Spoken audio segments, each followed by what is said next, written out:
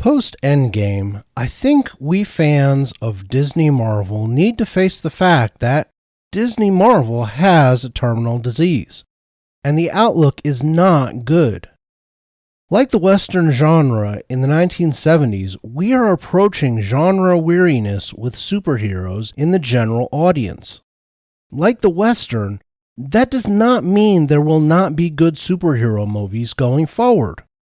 But the era where anything with a cape or spandex in it sells is clearly over. Black Widow and the Eternals lost money. Shang-Chi and Thor Love and Thunder barely made a profit, if you believe Disney. Doctor Strange WandaVision 2 missed the estimates Disney was hoping for, and only made as much as it did on the back of Spider-Man No Way Home. A Sony product, by the way. Black Panther wound up somewhere in between Thor 4 and Doctor Strange 2. Antifa Man Quantumania was a huge flop. And Guardians of the Galaxy 3 only made money because James Gunn came back for one last hurrah, and fans know this is probably the last good Marvel movie they will see going forward. And that is just a sign of things to come. In the late 70s and early 80s, the American movie audience showed they were over Westerns. This followed a period where anything with John Wayne or Clint Eastwood or Gary Cooper wearing a cowboy hat would make money. The 50s, 60s, and early 70s were a time of the invincible and ubiquitous Western. Western movies were king, and they spawned Western shows and Western merchandise and Western theme parks and Western tourist attractions. By the late 70s, however, they were a dying species. The signs were there, but Hollywood ignored them. And, at the end, even John Wayne and Clint Eastwood had a hard time selling Westerns to the American moviegoer. Wayne's last picture, The Shootist, about an aging gunslinger at the tail end of his life and watching the end of the Old West, was only considered a minor success in 1976. By 1984's Pale Rider with Clint Eastwood, a personal favorite of mine, Westerns were getting reviews like the one from the Washington Post. Quote, Clint Eastwood shoots himself in the foot with Pale Rider. A hidebound story of persecuted squatters, hired guns, and a horseman who just sort of happens along. The trail is all too familiar, and pretty soon we recollect why Westerns lost their appeal. Let's face it, Western victims are wimps. Here they all sit around and wait till the local bullies ransack the houses, burn down the clotheslines, shoot up the dinnerware, and rape the women, and then warn everybody to get out of town. They don't get mad, they just cower some. Unquote. Such gems of criticism were given without worry of mobs of pitchfork and torch-waving movie fans coming to their door. By the mid-80s, Westerns were the province of the TV movie, with guys like Tom Selleck, Chris Christopherson, Kenny Rogers, and Willie Nelson doing duty, churning out TV classics that only Western buffs really watched, like the Gambler series, the Shadow Riders, and the Stagecoach remake. Like I said above, some of them, like the Shadow Riders and some of the Gambler series, were decent to good, but many, many more were anywhere from forgettable to unwatchable. This downtick for such theater fare spawned the Western spoof classic by Mel Brooks, Blazing Saddles. And that was truly the sign of the end for the Western. We had reached the stage of parody. Think back to those years and try to pick out a Western that comes to mind as really, really good. It is hard to do, and more than likely you will have fingers left over when you count them up. Such was not the case in prior decades, where excellent Westerns were a dime a dozen. A similar fate came to the mindless action movies so prominent in the 80s and 90s.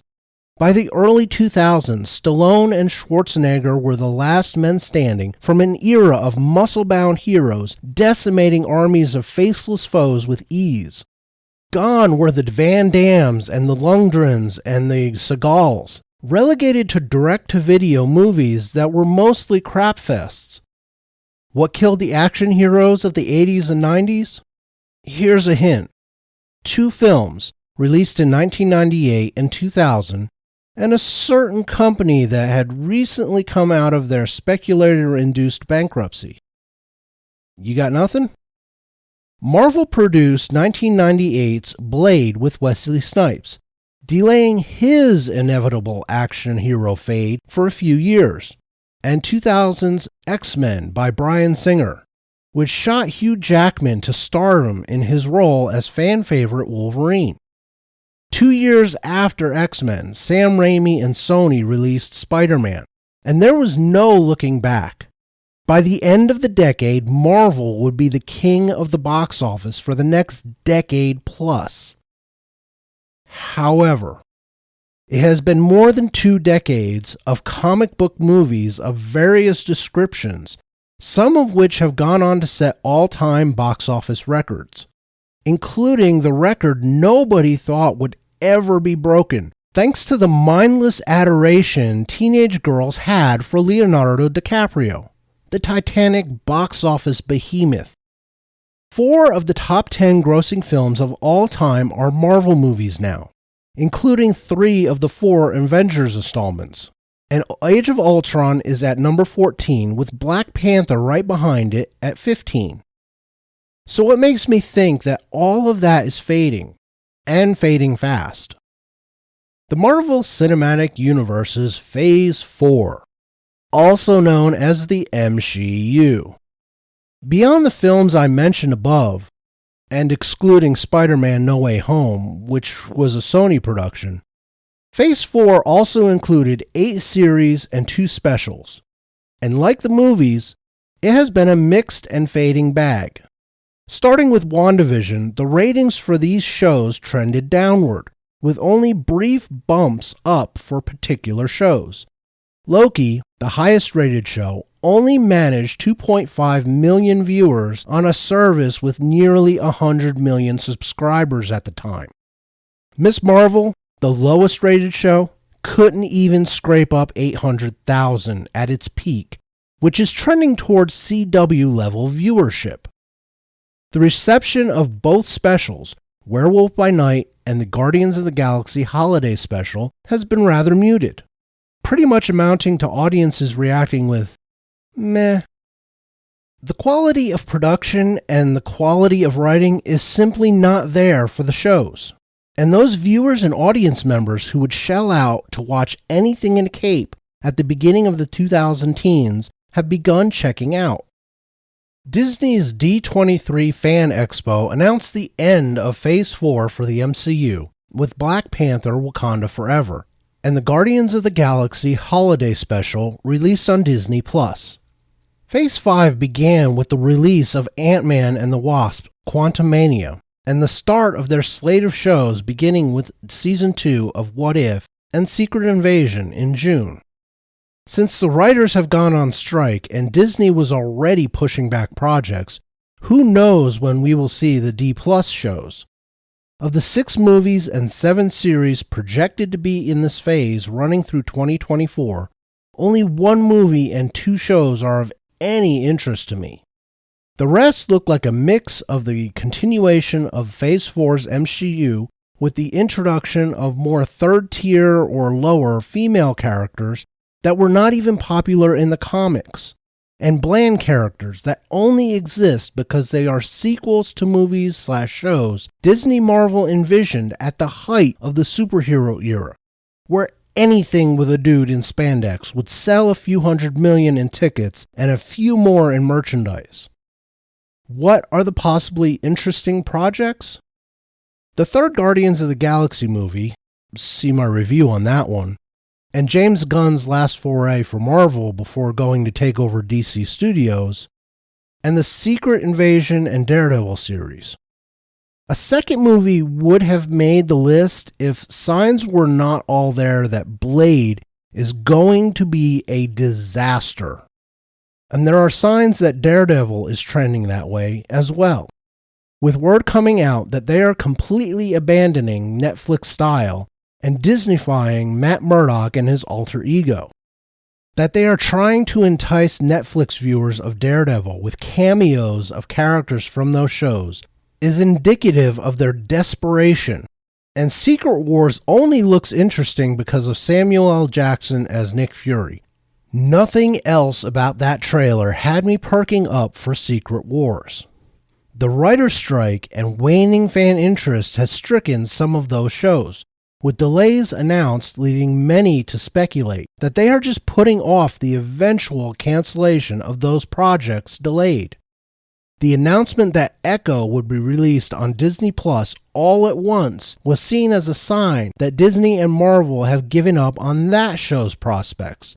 Leaks within Disney and Marvel have hinted that even management had to come around to face facts that the show was trash.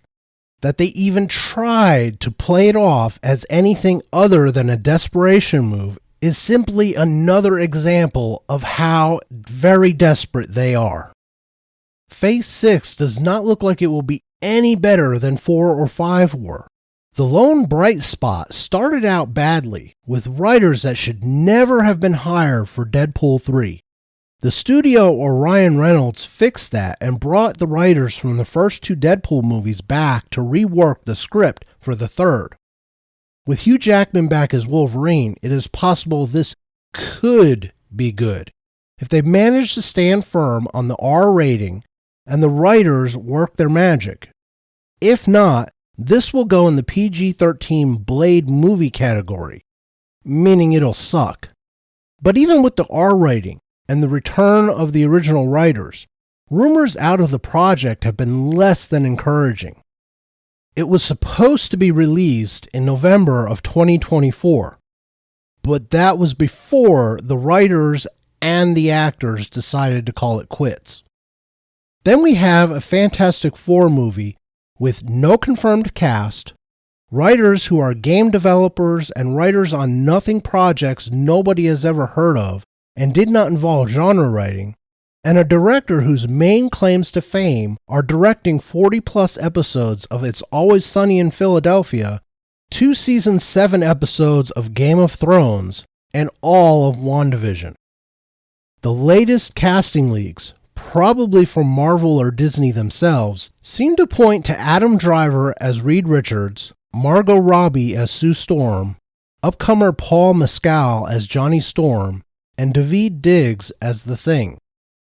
While there is not much to complain about the first 2, both being seasoned actors with respectable resumes, the director and casting director seem to have forgotten, as those in positions for the 2015 movie did, that Sue and Johnny Storm are siblings. Margot Robbie and Paul Mescal do not look anything even slightly resembling relatives. Daveed Diggs is a race swap for The Thing and Ben Grimm. Given the character will eventually wind up transformed into a Rocky monster, it matters less than usual when it comes to race swapping. However, given there is now a big controversy at the casting of a voice actor on the Disney Plus revival of the X-Men animated series because the Brazilian actor playing Sunspot is too light-skinned, you would think this would be a problem, if there was anything resembling consistency in Hollywood. But there isn't. Diggs may turn out to be a great thing, but I haven't seen him in anything, even though he was pretty good as the lead on Snowpiercer, the series on TNT. So I have no opinion as of yet if these casting choices will wind up being made. They are still only rumors.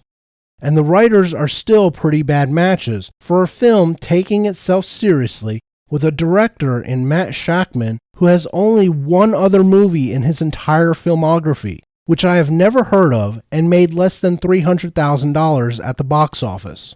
And given the news out of this project recently, we may not even see this cast that has been leaked. According to reports, Disney is trying to negotiate the price of this cast down because they simply cannot afford the amount of money they have been putting into Marvel projects in recent years. And we round out things with 2 new Avengers movies, The Kang Dynasty and Secret Wars. The Quantumania and former Rick and Morty writer Jeff Loveless is writing Kang, with the Shang-Chi director coming back for this one. And recent legal problems with Jonathan Majors, who plays Kang, in which he is accused of assaulting a woman, has placed in doubt whether he can continue in the role. The news for Secret Wars is more dire, with the Multiverse of Madness's writer penning the script and nothing else known. No cast, no director, nothing. Anyone who saw the mess that was Doctor Strange 2 knows this is not good. Not even Sam Raimi, in all of his genius, could make that trash work.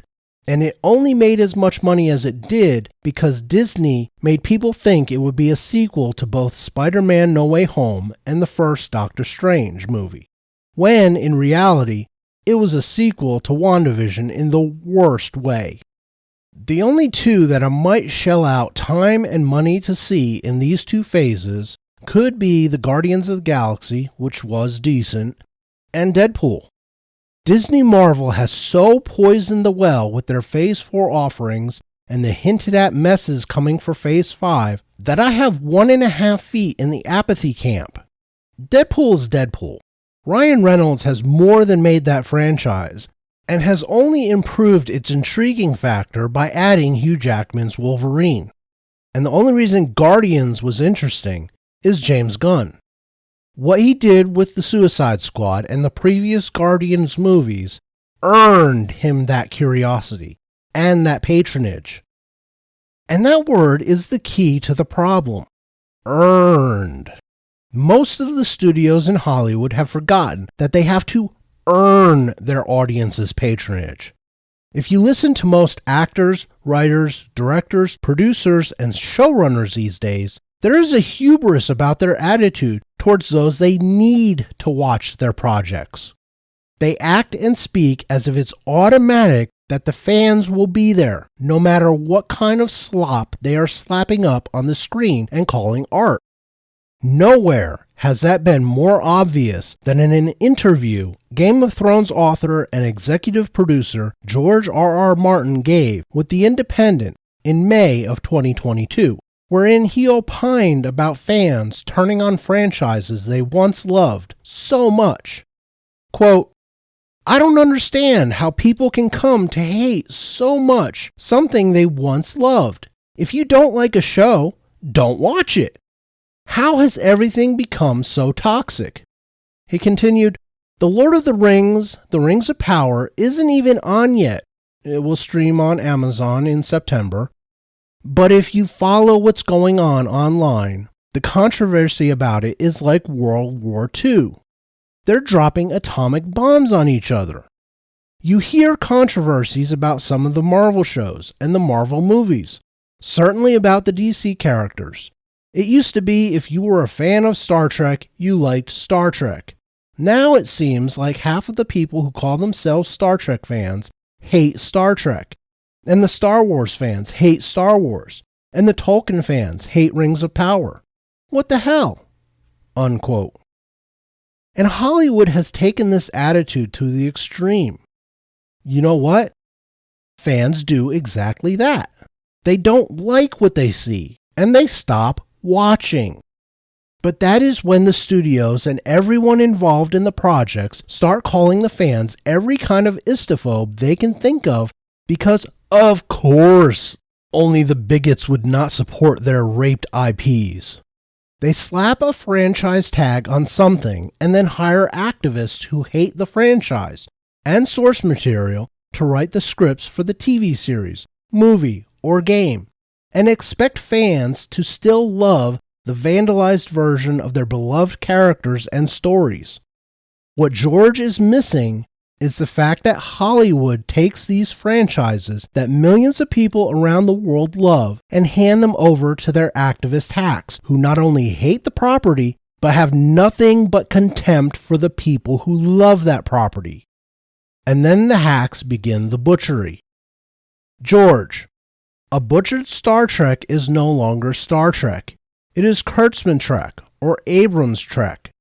A butchered Star Wars is no longer Star Wars. It is Kathleen Kennedy Star Wars or Disney Star Wars. A butchered Tolkien is no longer Tolkien. It is whatever that bad fan fiction Amazon and the Jar Jar Abrams disciples cobbled together to throw up all over Amazon Prime viewers during that interminable 7-week run of the Rings of Power. Marvel Comics was being butchered by the activists a few years before Disney bought Marvel. So not all blame can be laid at Hollywood's feet for that one. However, Disney accelerated the decline and then decided to start slapping the crap that was killing Marvel Comics up on the big and small screens. Marvel went from selling millions of copies of one book per month to scraping a few tens of thousands for the best-selling books. And for the same reason Marvel films are now dying. The message. For activists in Hollywood, movies and TV shows stopped being entertainment that might have a message hidden underneath the layers of the stories. Now, they are platforms for the actors, writers, directors, producers, division heads, studio heads, and stakeholders to broadcast their propaganda far and wide. Entertainment and good storytelling take the very back seat on a bus filled with political and social engineering messages. And they are not subtle about any of it anymore. Hollywood has long been on the left side of the political spectrum. There is a reason politicians thought there were communists in Hollywood in the 1950s. And it is because there were communists in Hollywood in the 1950s. Until recently, however, they were artists first and communists and socialists off the clock. They might slip leftist messaging into films, but it was beneath the surface, with a good story and acting and directing being the most important aspects of the project. Now, the messaging goes up on the idea boards first in the writing room at Lucasfilm or Marvel or Warner Brothers or Amazon. Casting choices are made with political agendas at the forefront of thinking, and thus all of the race, sex, and sexual orientation swapping, rather than who would be the best for that particular role based on the original story. Writers are picked based on the kinds of messages they have shown they write into their scripts, not whether those scripts were any good. And directors and showrunners are picked through patronage relationships, such as Jar Jar Abrams getting sophomores J.D. Payne and Patrick McKay hired for the most expensive show in history, based on zero experience running a show. Or in ways in which those hired can advance the agenda of the studio activists, such as Chloe Zhao directing The Eternals, both to show political solidarity to the idea of intersectional feminism and in hopes of getting the film released in China. Or with the idea that they are so inexperienced and or grateful to be chosen to do a Marvel movie/show that they will do whatever the studio wants. That last one has leaked over from Lucasfilm and Kathleen Kennedy's management style. The actual storytelling is a distant fart in the wind for these people, and it has long since shown in the end product. The process was subtle at first. You would get your American President and G.I. Jane movies and West Wing shows in the 1990s, where it was right out in the open. But the acting and writing did not suffer, and therefore some of the movies or shows were still fairly good. Not G.I. Jane, by the way. That was ridiculous and hot garbage. By the early 2000s, the subtlety was slipping. Fading were most of the manly men doing manly things. As I said earlier, Stallone and Schwarzenegger being two of the last. In their place were a wave of new male characters, less manly and more meh. While they still could kick ass, they were often accompanied by superpowered women who often needed to step in and save the day. Characters that were white in the source material were beginning to be replaced by ethnic minorities or women rather than creating or adapting stories where race or sex swapping was not required. And it was contrary to the whole ideal that whitewashing characters by Hollywood was wrong. And the messaging was beginning to creep to the fore, stories becoming more lackluster, or just plain lacking. The opening phases of the Marvel Cinematic Universe were, for the most part, in the mode of the late 90s and early 2000s. While there was some messaging, see 5'3", 120-pound Black Widow, going through accommodating stuntmen with ease, story and performance were paramount, and the box office reflected their success in making it so. Marvel's decline started in Phase 3, however, with the releases of Captain Marvel and Ant-Man and the Wasp. Captain Marvel was a poorly cast and poorly written mess, with directors whose previous work made them ill-suited for a big-budget superhero flick, much like the unfortunate choice of Chloe Zhao for the Eternals. Brie Larson showed herself to be a wildly unlikable individual with an on-screen presence akin to a plank of wood. The performance did not match the writing, and the messaging began to take a front seat with this film. But because it was sandwiched in between the two Infinity War saga films, Captain Marvel made over $1 billion, thanks to clever marketing by Disney Marvel that made people think you had to go see Captain Marvel to understand Endgame. The sequel will be released in November, and Brie Larson has been demoted and the title changed from Captain Marvel 2 to the generic-sounding The Marvels. Nobody thinks it will do anything but leave a huge crater when it lands in theaters. Ant-Man and the Wasp was less jarring to fans used to good superhero movies being released by Marvel. But the signs of the MCU were there as well. Paul Rudd was demoted in his own franchise, now sharing billing with Evangeline Lilly's character, the Wasp, and for far worse reasons than Brie Larson's upcoming demotion. No, Paul Rudd made a third-tier character like Ant-Man profitable with the first movie. But Kevin Feige was already sowing the seeds of the MCU, and Ant-Man was the first male character to fall prey to this. Ant-Man and the Wasp was a forgettable movie with a forgettable villain who wound up being written as a misunderstood anti-hero, as most villains are these days in Disney Marvel, and Disney writ large. The recent Ant-Man and the Wasp, Quantumania, only exacerbated that with Scott Lang's daughter coming in for the by-now standard Marvel bait-and-switch.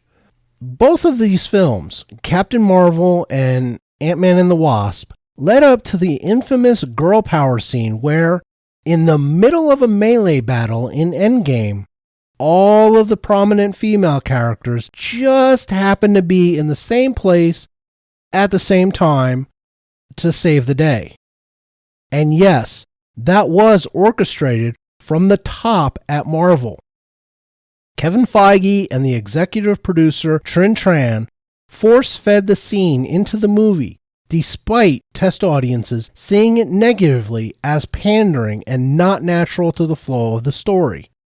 More than one fan and pundit who saw that scene in Endgame, in combination with statements by Kevin Feige about making more female heroes than males going forward with the MCU, then predicted what would follow would be the descent of the MCU into the MCU. And they were right. It turns out that women don't go to superhero movies to see overpowered women who can ridiculously defy all logic and laws of physics played by unlikable actresses any more than men do. Turns out, women actually like manly men. Preferably manly men who take their shirts off and act like manly men. Just as men like beautiful women who act like women rather than knock off men. If you question that, I challenge you to go watch Aquaman again and explain how that story and that movie made $1 billion at the box office without mentioning Jason Momoa and Amber Heard. Can't be done. And it isn't for their awesome acting ability, or the writer's awesome writing ability, or the director's awesome directing ability. All of that brings us around to politics. Yeah, I know, I don't want to talk about politics any more than the rest of you, but recent events at Disney can only be explained by politics. You don't fire your CEO in the middle of a concert at which he was supposed to be introducing Elton John in Elton John's Farewell to America tour that was being streamed live on Disney Plus without politics being involved, especially on a weekend.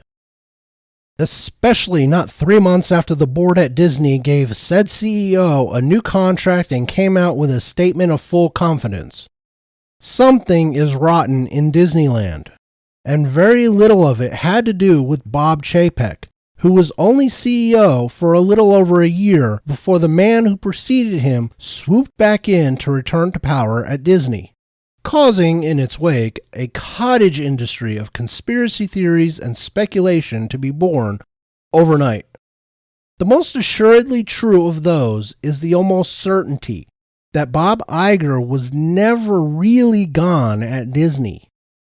He saw what he wrought with Disney and what the pandemic would do to the entertainment industry writ large and decided to find a fall guy. Enter Bob Chapek. The sad thing is that it is entirely possible that Chapek did not realize he was going to be the fall guy. Why do I say that? Because he actually attempted to wrench Disney back to political neutrality before the Florida Parental Rights and Education Act hit front and center. Something is deeply rotten in the executive suites at Disney. Disney and Marvel are both infested with activists who make sure their bosses know they will raise holy hell if the company does not toe the political and social line, whether doing so ruins the company or not. Now, the writer's strike, the actor's strike, and the layoffs at Disney may offer Bob Iger the chance to fix things. Use both to cancel contracts via force majeure, and make sure those being laid off are the people strangling Disney and Marvel with their ideology. This is not to say Iger is not a leftist. He is. He was planning to run for either governor of California or president of the United States on the back of what he was using Disney to do vis-a-vis propaganda. The calamity from China, combined with audience and fan backlash, seems to have put the kibosh on his ambitions, but has already damaged both Disney and Marvel to the point of there possibly being no return. The comic book movie market has been irrevocably damaged by one crappy offering after another. Everything from casting their directors rather than choosing them for talent, to bringing in activist writers who could not care less about the IP, to hiring actors less for their ability to fit the role being cast than for the studio's ability to use them as human shields when the project flops, has made fans turn away from Marvel and DC. The fans have become the enemy of those who control the franchises. And it shows in nearly every marketing campaign, where the fans think the studio, the director, and or the actors have allowed the film/show to deviate from canon.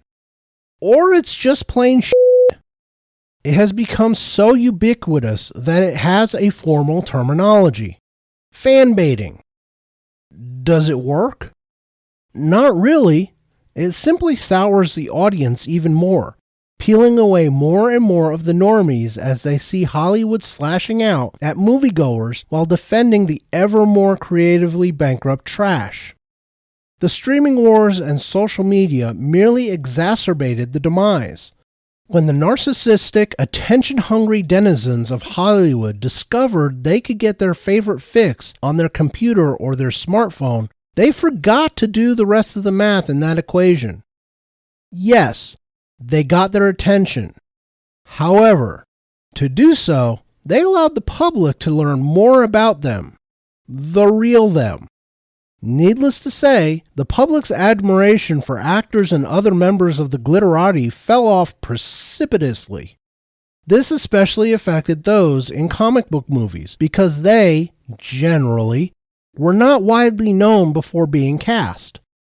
Chris Evans was not a household name before he became Captain America. Gal Gadot was unknown beyond possibly the fans of Fast and Furious franchise before her casting. Before her casting as Captain Marvel, I think I had neither heard of nor seen Brie Larson. Jeremy Renner, Ezra Miller, Anthony Mackie, Chris Hemsworth, Tom Hiddleston, and Michael Shannon were all fairly low in name recognition prior to their being cast in MCU and DCEU movies. With their increased public spotlight came increased social media awareness of them, and not all of them did much service to their studios with it. We came to see what some of these people really thought about those who pay to allow them their lavish lifestyle. The further along the MCU went, the more damage they did on social media, especially Brie Larson. The advent of streaming and Disney's inexplicable strategy vis-a-vis the MCU just sent the whole structure tumbling down at a rate the bad writing, idiotic public statements, political and social messaging, and oversaturation would never have accomplished. Disney Plus is a stupid idea, born out of greed and envy. The streaming wars in general fall under that description. Disney had a streaming service already, Hulu. According to sources, however, way back in 2013, Disney began dreaming up Disney Plus. This makes the streaming wars even dumber. Streaming was dominated by Netflix, and Netflix was successful because they licensed programs and movies from the studios to allow direct viewing at home without transactions for each view. It was cable for the internet age. But the money Netflix was making off of this arrangement seems to have driven the Hollywood studios insane. Each studio seemed to think they needed a streaming service. Rather than licensing their libraries to Netflix or Hulu or one of the free services like Tubi, thereby bringing in a large cash flow. That cash flow disappeared with the streaming wars. Instead, Disney and the others decided to spend billions building the streaming services and billions more losing money with them. What does this have to do with the fall of Disney and Marvel? Homework. Now Disney had a streaming service to keep running and subscribers to collect and grow. To do that, they needed content.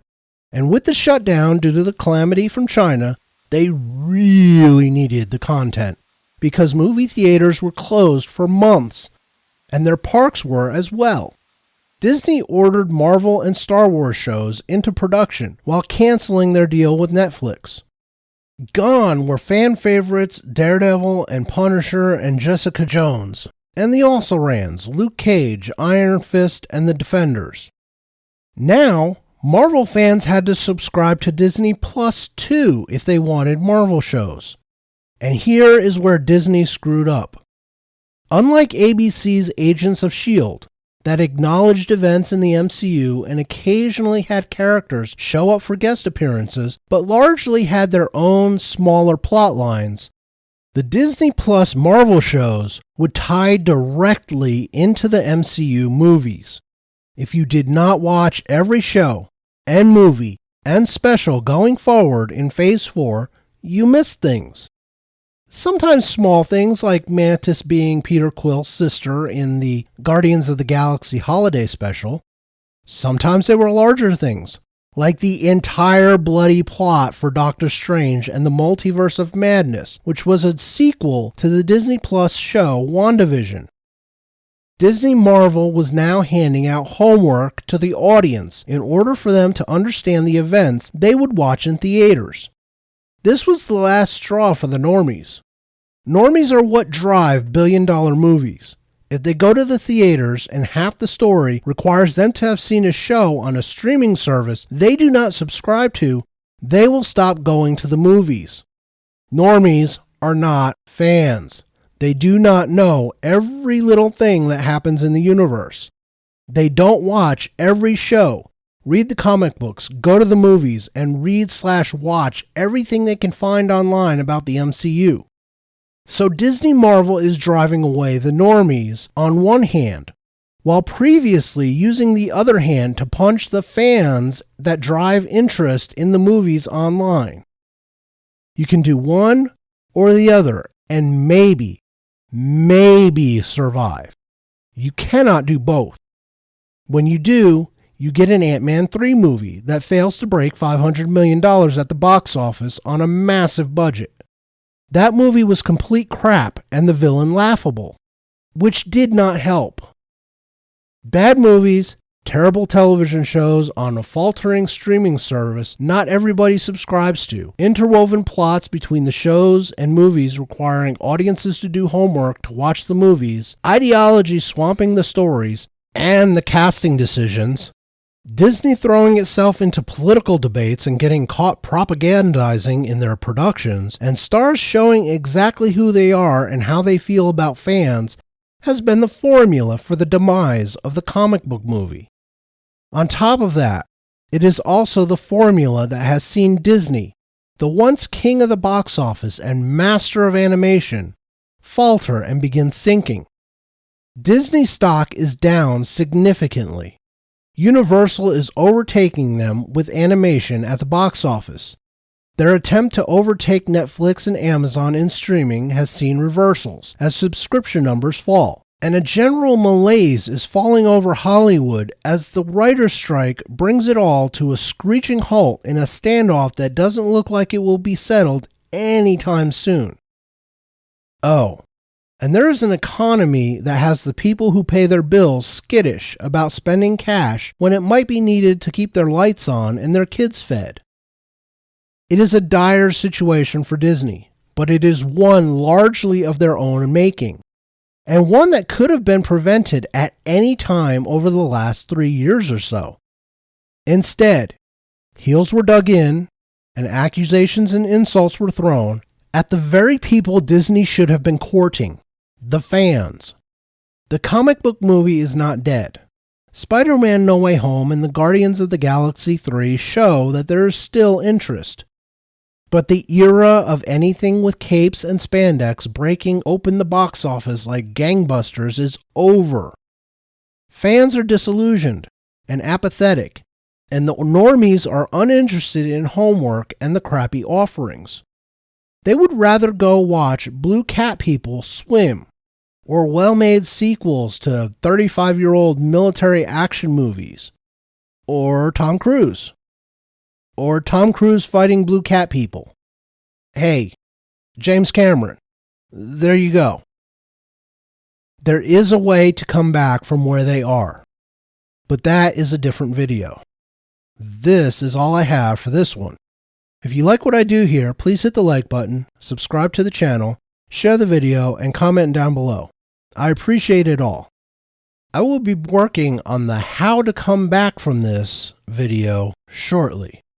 Look for the next Gotham Knights episode review in a few days. Until then, tschüss.